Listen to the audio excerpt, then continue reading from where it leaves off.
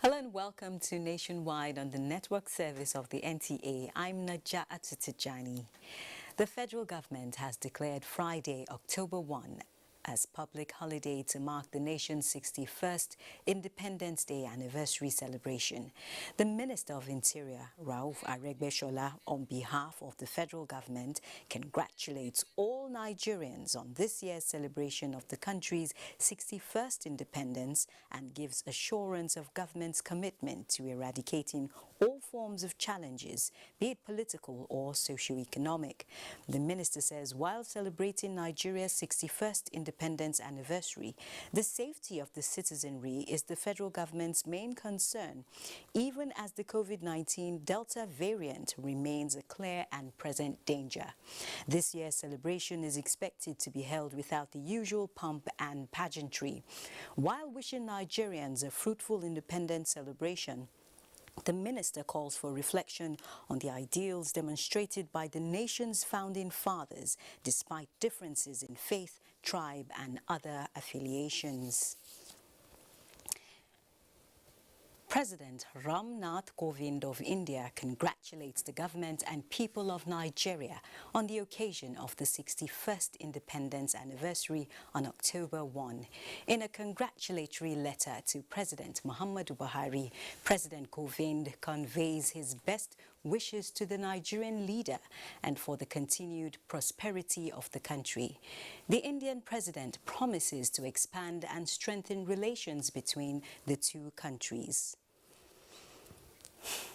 The 61st Independence Lecture has been held in Abuja, where the state of the nation since independence has been brought into perspective. Keynote speakers at the event say while government remains committed to addressing all challenges facing the country, Nigerians are also urged to not relent in promoting peace and unity in the country.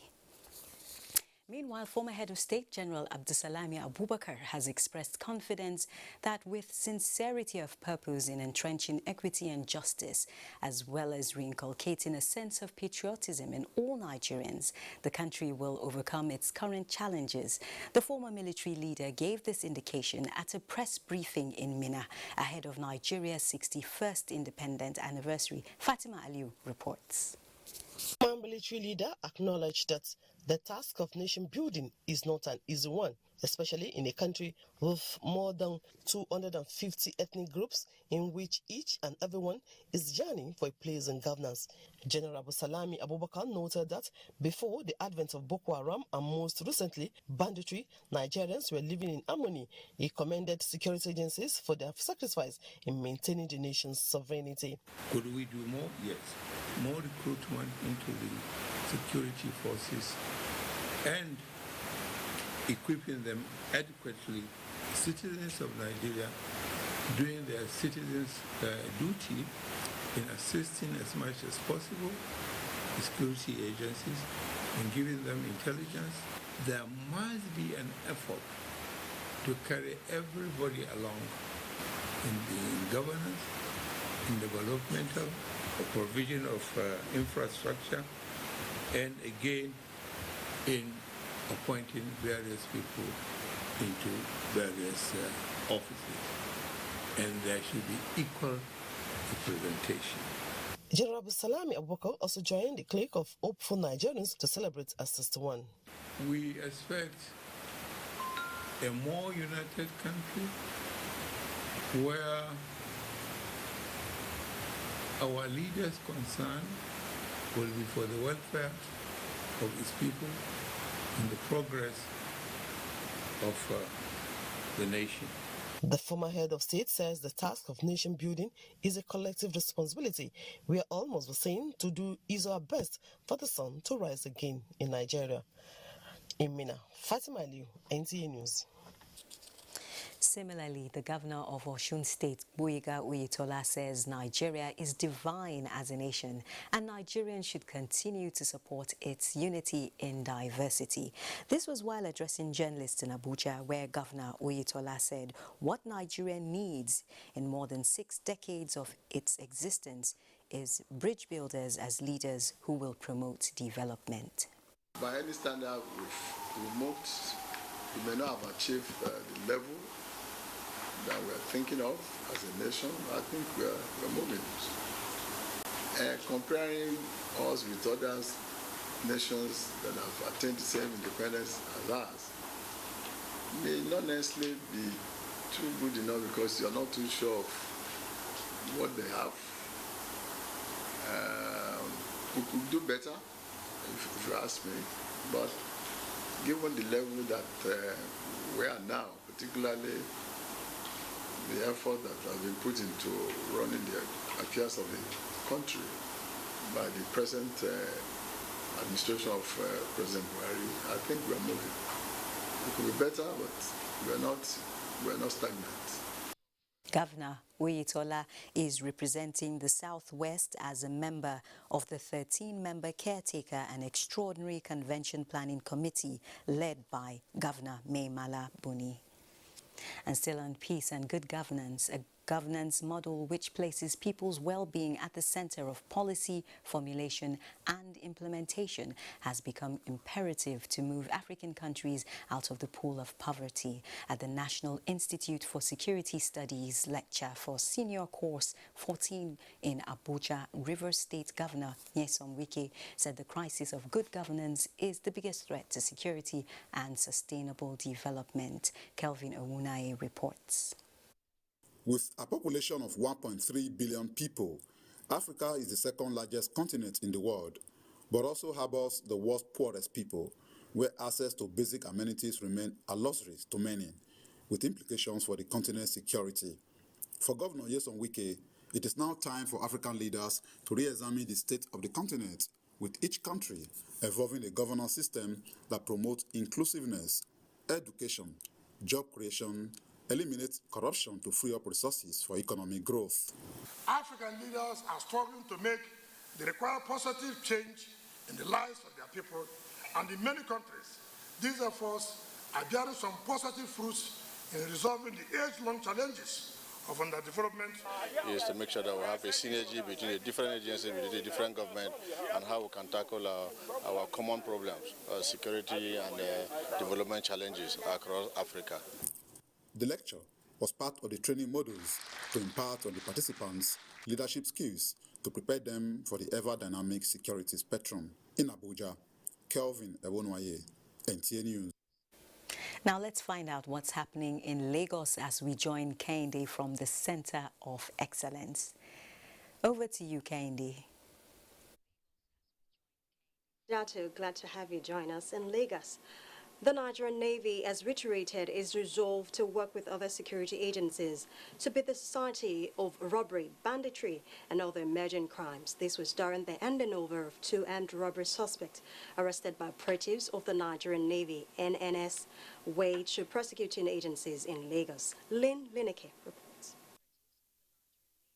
These 2 suspects were arrested at the Alakija axis of the Ojo local government area of Lagos State, where they specialize in the possessing unsuspecting residents of their valuables, using motorcycles and dangerous weapons. We conduct night and day patrols, both vehicular and static patrols. That means we have men at Alakija and Kirikiri, armed men controlling traffic, and also we have gone to the houses of some of them.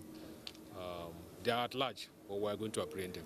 Their arrest by the Navy, the commander says, is a further demonstration that the Navy is in synergy with other security agencies to rid the society of crime and criminality. stressing that the Navy will continue to carry out its constitutional role by adopting intelligence-driven measures. He warned criminals to shun crime or steer clear of the state. Meanwhile, the Nigerian Navy is strengthening its military-civil relations with its host community, with the official handing over of a renovated Lagos State Model Nursery and Primary School at Jegunle. The flag officer commanding Western Naval Command said the once dilapidated classrooms are now remodeled to provide pupils with conducive environments for learning.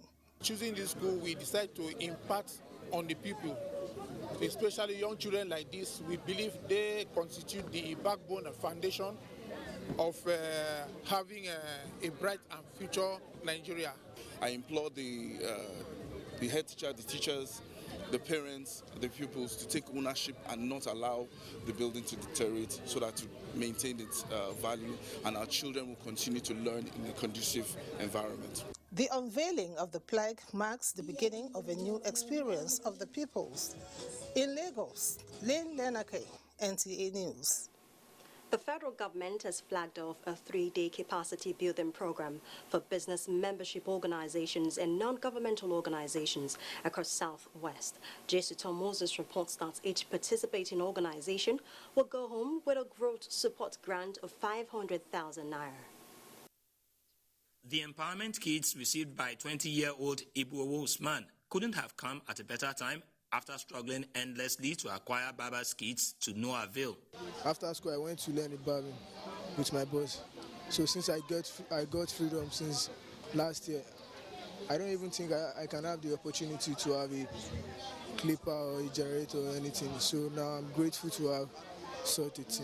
Other beneficiaries in coastal communities in Apapa local government area smiled home with various empowerment equipment, including grinding machines, sewing machines, hair dryers, popcorn machines, shawarma grillers, and toasting machines. For this one that they give to me, I was very happy that the money I will use to buy sewing machine, I will use it to get another thing. I'm going to use it to empower myself, to assist myself and my family. The quest to address lapses identified in the initial method adopted by the Ministry of Women Affairs and Poverty Alleviation to reach out to indigent and vulnerable residents informed the move to review the program to truly reflect community-based intervention. For us as a ministry, we decided that we'll go into the communities ourselves to evaluate people whose names are on the register for us to be sure that they are indigent residents who indeed deserve government intervention. And these are the people that are benefiting from this program. More indigent communities have been penciled down to benefit from the quarterly mega empowerment initiative of the Lagos State government. In Lagos, Musa Toliad, NTA News. Well, that was Musa Toliad's report. And from there, we'll call for a short break. The news continues with Mohammed in Maiduguri shortly.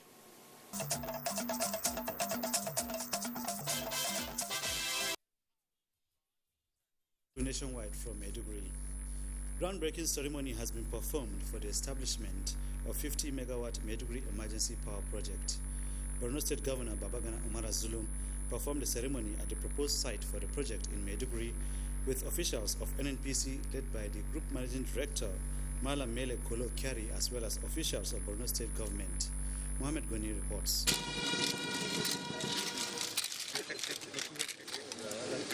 The insurgents had early this year vandalized electricity towers along Maiduguri Damaturu Road, throwing Borno State capital and Imbalance into total darkness. All efforts made by the transmission company and Borno State government to restore electricity to Maiduguri proved abortive, as the insurgents continued to destroy the towers, including last week's destruction of over 5 towers. President Muhammadu Buhari, as part of efforts to restore electricity to Maiduguri, directed the NNPC to establish 50 megawatt gas power plant, for which the groundbreaking ceremony was performed. Stakeholders at the ceremony expressed gratitude to federal government for the project, which they say will bring an end to the power outage which has crippled economic activities.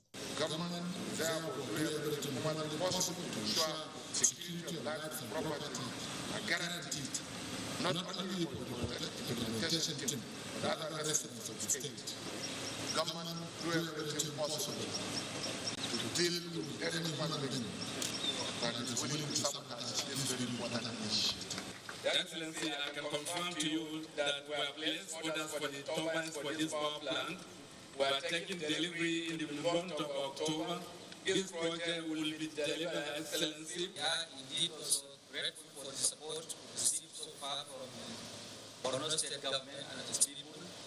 We would further request for more support, both in terms of security and logistics. Commissioner for Housing and Energy, Yuguda Saleh Vungas, State Rural Electrification Board, Abdusalam Kachalla, appreciated the federal government through the NNPC and its subsidiaries for the project, assuring support for its realization. In Maiduguri, Mohammed Goni, NTA News.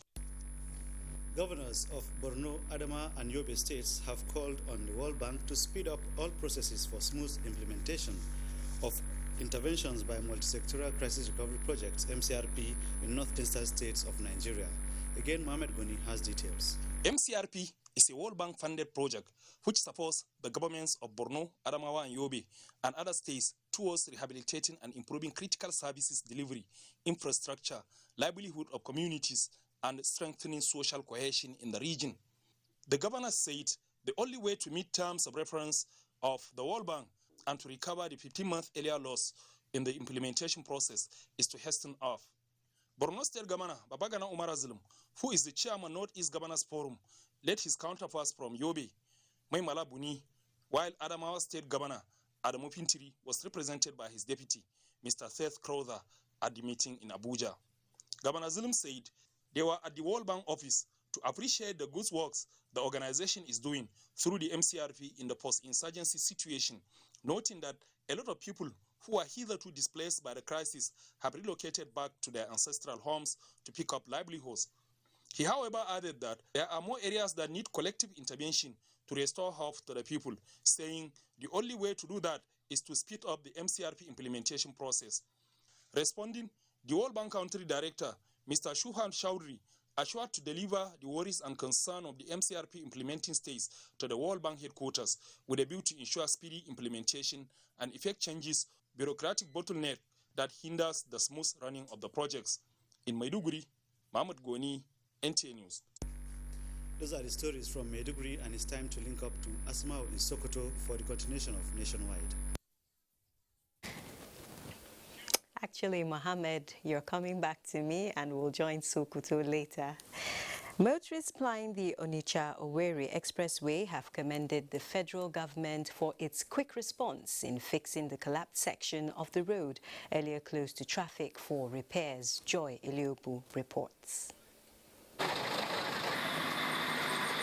This was the state of the Onitsha-Owerri Road by the Meteorological Institute, Obosi, Onitsha, last week after caving in during a heavy downpour due to erosion.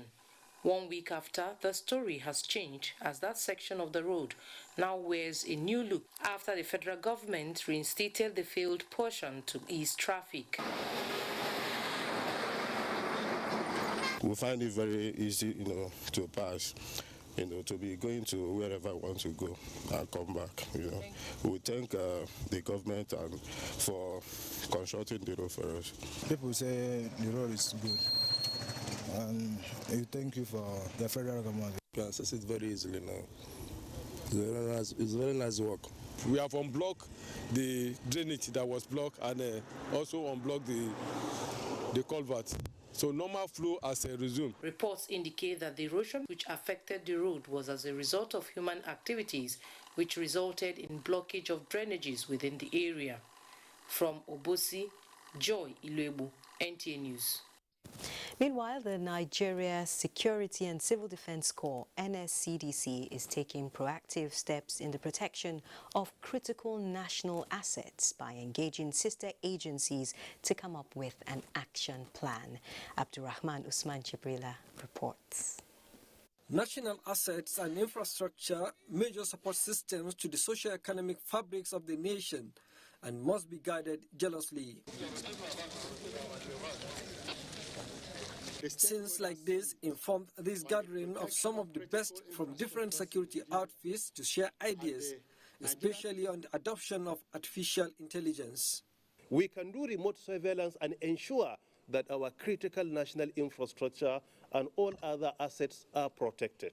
The Act setting up the Corps will be amended to address the various limitations and bottlenecks and allow the agency to be better positioned to achieve its very important mandate. Asymmetric war is fought through intelligence.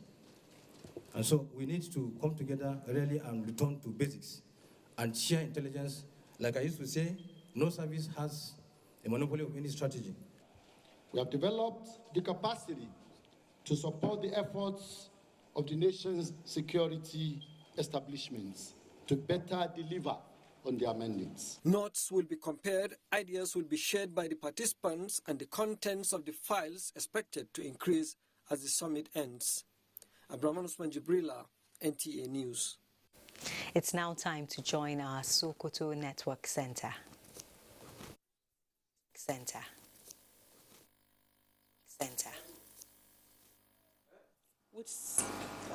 Good evening and welcome to Sokoto on Nationwide.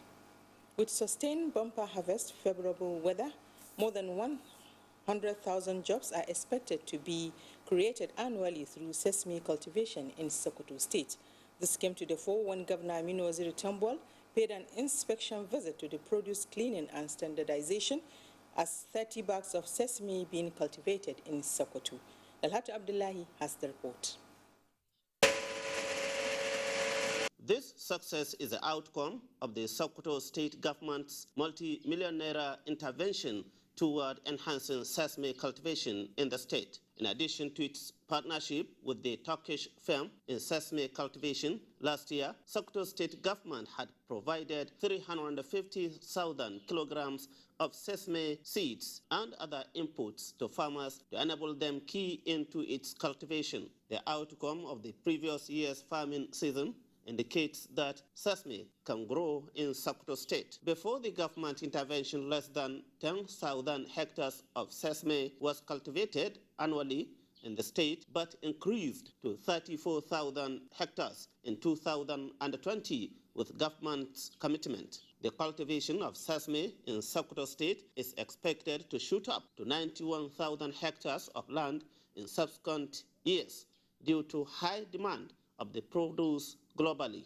The global market size of sesame, which shrunk between 2017 to 2020, is currently fetching $1,075 per metric ton.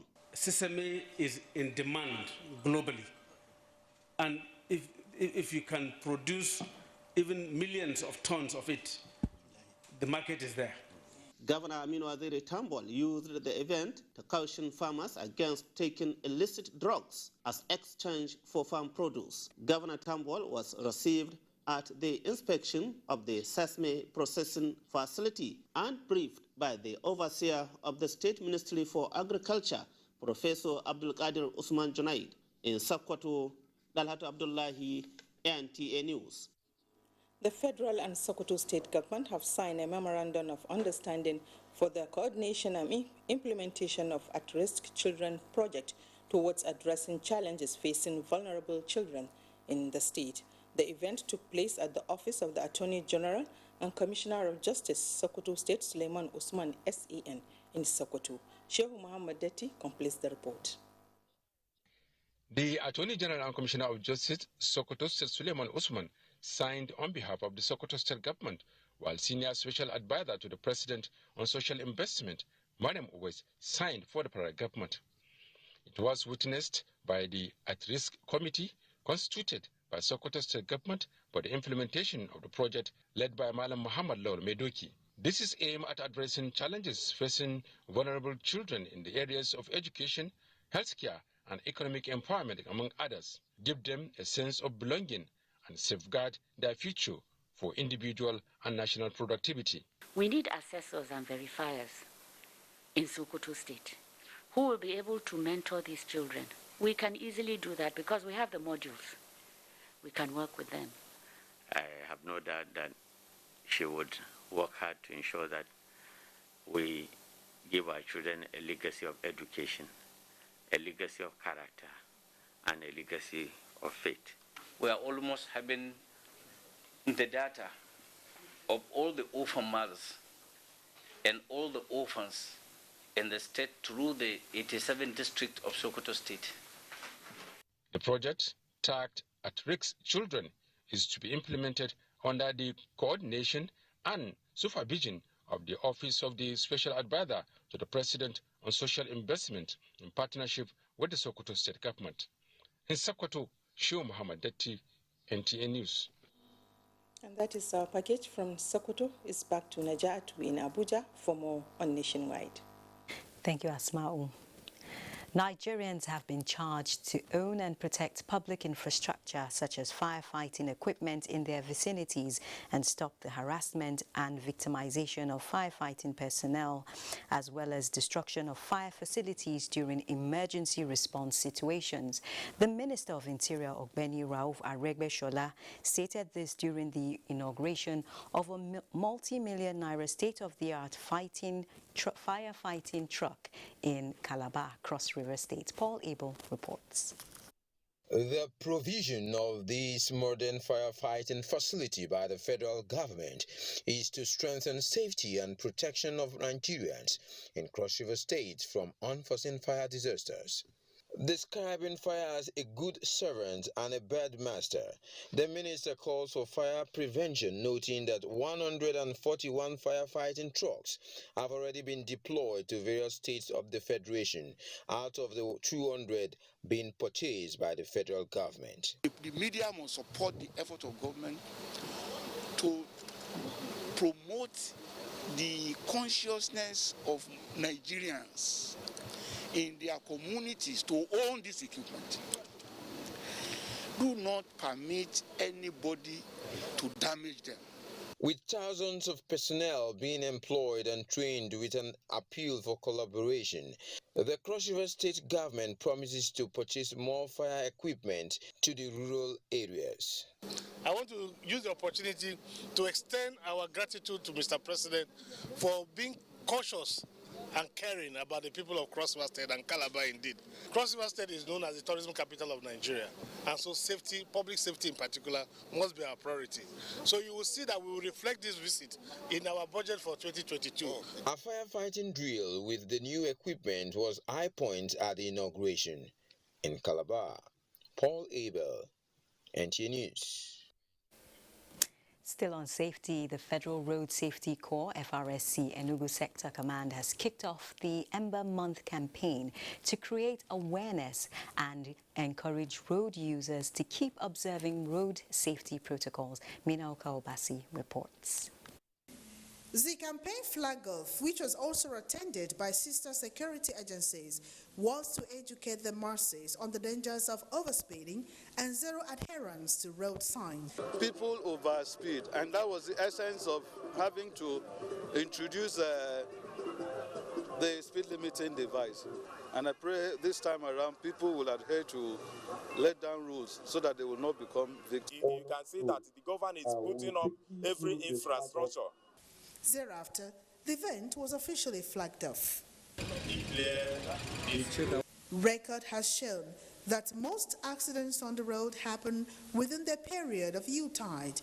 They advise road users to always be considerate of other road users while applying the road and stick to all other road protocols. In Enugu, Mina Adobe Kobasi, NTA News. The Nigeria Customs Service Adamawa Taraba Command has seized smuggled and contraband goods worth over 64 million naira along the border areas. The command says it will not relent in its effort to intercept smuggling activities. Rayanu Bala reports. The seizure carried out within 2 weeks is said to be as a result of credible information on smuggling of goods in and out of the border areas. The security challenge in the northeast remains. Notwithstanding, the command did not relent in its efforts to patrol widely and extensively, covering all difficult terrains and watersides. The comptroller, who called for more collaboration from other security agencies, advised smugglers to desist from the act, which is killing the country. In Iola, Rayanu Bala, NTA News. The Economic and Financial Crimes Commission, EFCC, has rolled out a 5-year strategic plan in order to sustain the fight against corruption. The plan will help engage the public in the fight against economic crimes and will also enhance institutional capacity and human development. Omenka Marachuku reports. That is the unveiling of the 5-year plan, which commenced in 2018. Chairman Economic and Financial Crimes Commission, EFCC, on the presentation of the 2021-2025 strategic plan, believes that the plan is intelligence-driven. The EFCC strategic plan 2021-2025 has been designed consistent with the pillars of the National Anti-Corruption Strategy, NACS, which runs from 2027 to 2021. Which is anchored on 5 pillars of prevention, public engagement, ethical reorientation, enforcement and sanctions, recovery and management of proceeds of crime. The forfeited assets management framework bill will be going for second reading. This will bring clarity and efficiency in the management of seized items. The plan will serve as a reference point in promoting the fight against corruption in Nigeria. In Abuja, Omenka Marachuku, NTA News. This is Nationwide on the network service of the NTA. Do stay tuned while we take a commercial break.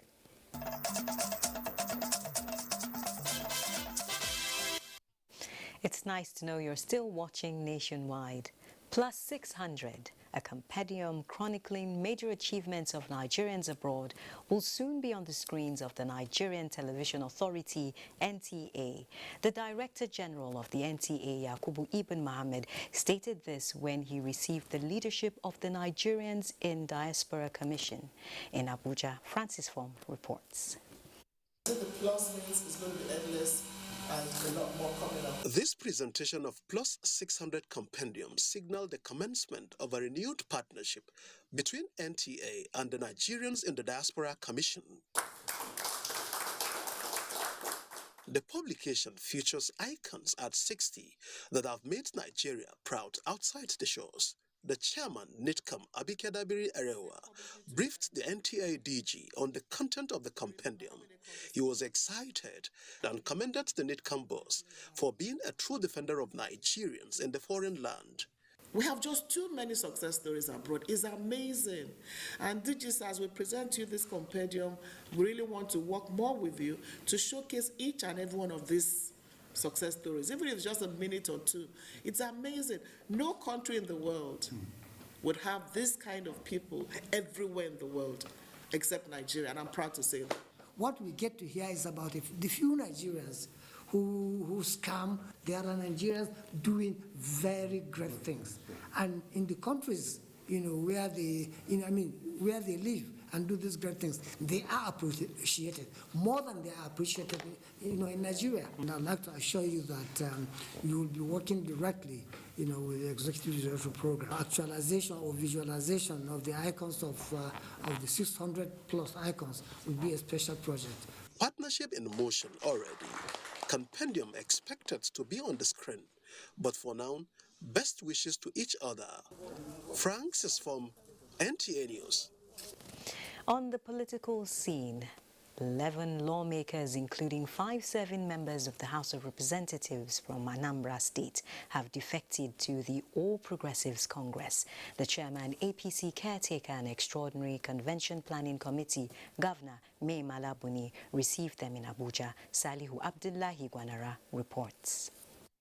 As from today, you are members of APC. The decampees are from People's Democratic Party and All Progressive Grand Alliance. They include former House of Representatives members and some serving members of the Anambra State House of Assembly. Speaker House of Representatives Femi Gbajabiamila and APC Caretaker Chairman Mai Malabuni said the defection will increase the party's spread in the southeast and boost its chances at the ballot in the November 6th Anambra governorship election. Been inundated with so many people crossing over. But this one seems a bit different because it's not just about quantity, but about quality and the caliber of people. It's clear they're also looking at the achievements of Mr. President. If nothing else, I think we can all speak to the second Niger bridge. And there is that culture of political inclusion, because what we want to do is to come together for political stability, unity and development of Nigeria. The Dikampis promised to join hands in order to widen the political spread of APC across the country. The important thing is to represent your people to the best of your ability. And in order for you to do that, you must really connect with them so you can attract projects. The ceremony held at Imo State Governor's Lodge was witnessed by governors of Kebbi, Kano, Jigawa, Kogi, and Imo. In Abuja, Salihu Abdullahi Gwanara, NTA News. To education now. Plateau State Government and the National Senior Secondary Education Commission are to jointly improve standards in secondary education. This was agreed upon during a visit to the Commission by the Plateau State Commissioner of Secondary Education, Abdul Malik Hassan, reports. This meeting of key actors in the secondary education subsector is discussing ways of repositioning secondary schools across the country and meet up with global requirements. The Plateau State Government wants timely intervention of the Supervisory Commission on its secondary schools. The building in my state is it's something that we cannot say is bad for learning because they have been there for years. It's not as if the government has not done anything, but the lean resources has not enabled the government to do more than it should have done. The coming of the commission, all these structures that I have said, the facilities required will be put in place. We know what lies ahead of us because you have been seeing what TED Fund is doing, you have been seeing what UBEC is doing, and the commission is also set to do a lot of such activities in the state, of prescribing the minimum standard for senior secondary education. Hope is high and resolutions reached will see to the implementation of ensuring only qualified schools operate in the country and register for the senior secondary school examination to address the issues of exam malpractices, as well maintaining premium standard in the universities. Abdul Malik Hassan, NTA News. A new research unraveling the existence and connection of the Igbos and most Nigerian tribes to the missing nation of Israel has emerged. Archaeological facts, scriptural and historical evidence contained in a book. The Hebrew Evidence of Nigerian Jews, a Scriptural Insight, is the name of the book. Charles Alpha reports. For centuries, scholars claimed the origin of the Igbos and most tribes in Nigeria remained unclear. However, this research work, a synopsis of the Hebrew Evidence of Nigerian Jews by Innocent Chukwudiagu, who is from Enugu State, provides more insights for better understanding. For us to have more than 1,000 Nigerian towns, ancient towns, that match the exact ones mentioned in the Bible, not just in the southeast or from the north and across Nigeria, even outside Nigeria, is an evidence. It adds that the Igbos and most tribes in Nigeria share common practice such as circumcision, beliefs about unclean animals and blood, custom of feasts, inheritance, language, names of objects, towns, and people. 6 chapters of the book were devoted to the subjects of religion, the political practices of the Igbo in relation to scriptural interpretations, and archaeological excavation at Igbo-Ukwu with Egyptian inscription and possible links. So this book is a unifying book that addresses the issue of the oneness of Nigeria. The author is hopeful the book will help schools to incorporate this history in their curriculum. In Abuja, Charles Alpha, NTA News. The House of Representatives Committee on Disabilities is making effort to ensure that 5% provision in the Disabilities Act for people with physical challenges is enforced in recruitment processes in the country. The chairman of the committee, Miriam Onoha, made this known when she visited the Albino Foundation and Community of Persons with Disabilities in Abuja. John Yaku reports.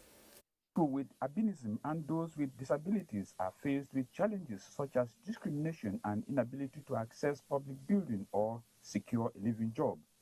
Many, such as Daniel Owe, have defied these odds.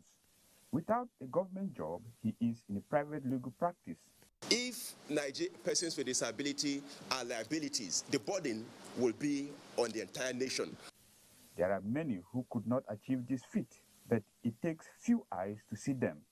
This is what the visit of the committee to the foundation has demonstrated. Leaving them to lie fallow becomes a burden on the society, wherein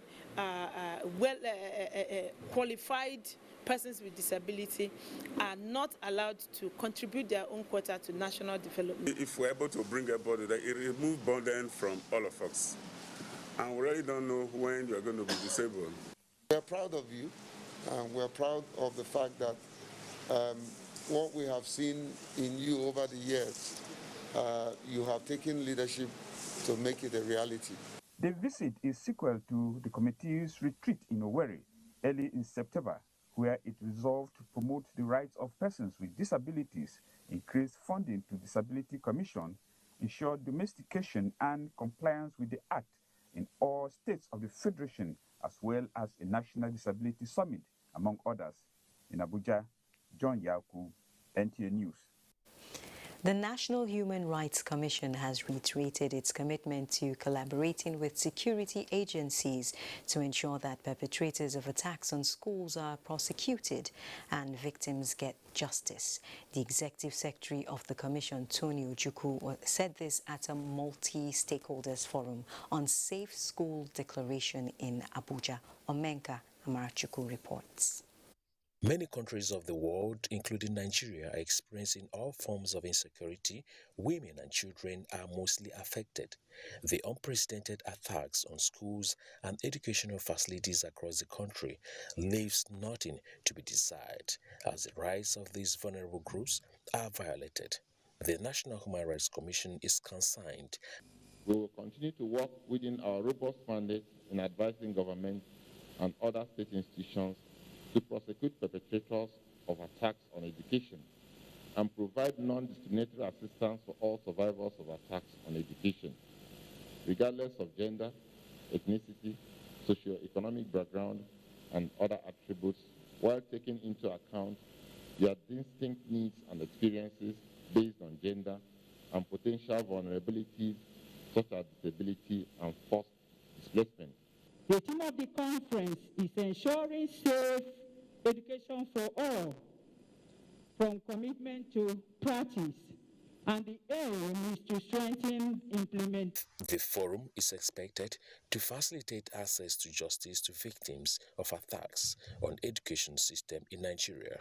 In Abuja, Omenka Marchuku, NTA News. 368 girls from the 18 local government areas of Ondo State have received new laptops after completing a 2-week ICT and entrepreneurial boot camp in Ilara Moki.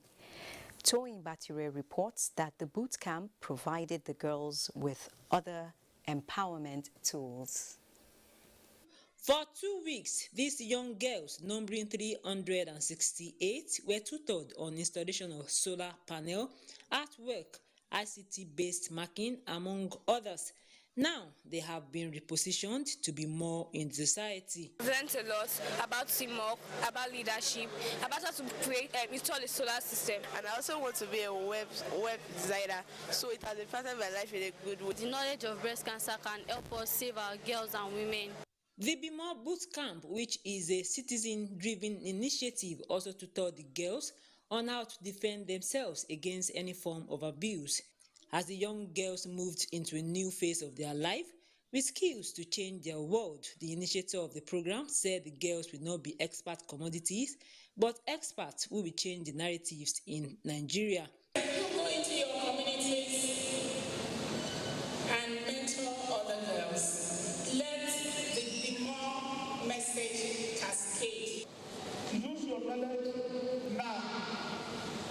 change, modify, reinvent a number of things that we deal with. Representatives of the Minister of Science and Technology and other guests at the event lauded the initiative and promised collaboration. The girls were also trained on self-breast examination. In Akure, Toyin Batire, NTA News. Let's now join our sports desk for updates.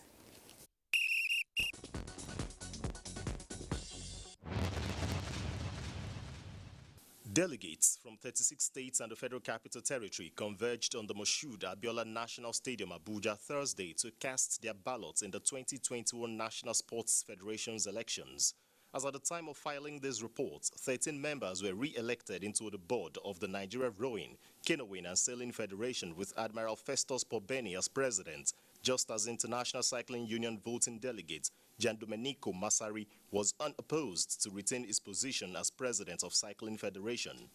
Eventually, the resources you have to get. We have some equipment, we have even the velodrome, even the road, because the road, we are not forgetting the road. We can even extend more the specialty, even in BMX, in mountain bike, and other specialty of cycling. And, we have been involved in the last 10 years. And we're happy at the achievement that we have seen. In other confirmed results, Silas Agara is president of Karate Federation, Otumba Shegun Ronshewe will preside over Golf Federation, while Daniel Igali, Ishaku Tikon and Ademola Are were elected as Wrestling, Table Tennis and Rugby Federation's presidents. In football, Nigeria's quest for a 7th FIFA World Cup finals appearance continues on match days 3 and 4 against the Central African Republic after Super Eagles technical advisor Geno Troll invited 23 players for the encounter. Sparta Rotterdam shortstopper Maduka Okoye is among the invited goalkeepers, while captain Ahmed Musa and informed Napoli striker Victor Osimhen made the cut. The first leg is on 7th October at Teslim Balogun Stadium in Lagos, and the return leg is slated for 10th October in Douala, Cameroon, which is home of the Central African Republic for FIFA matches at the moment. Meanwhile, an independent investigation reveals that there was a system to manipulate outcome of boxing matches at the 2016 Rio Olympic Games, with the credibility of some bouts results being questioned. With sports update, Ayodeji, Makinde, NTA News. Sports update concludes the news on Nationwide. Thanks for watching. Do remember to stand with the NTA against rape and rapists. And let me wish you a happy Independence Day in advance. I'm Naja Atutijani.